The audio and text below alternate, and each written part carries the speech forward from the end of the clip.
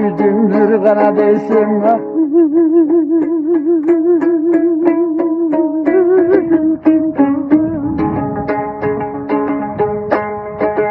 Ağzım kanada desem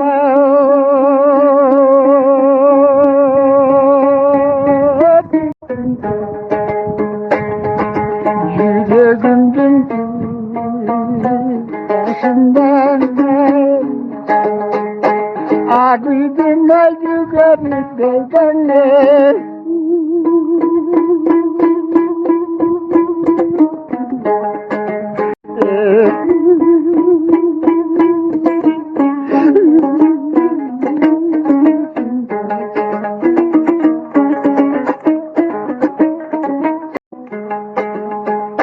Kancaylı kanadayken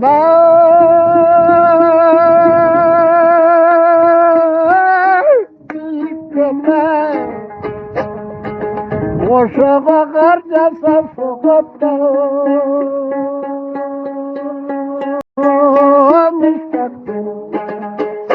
hayrıma delecek kara gözler Ağırdım ay kadın dedim sen de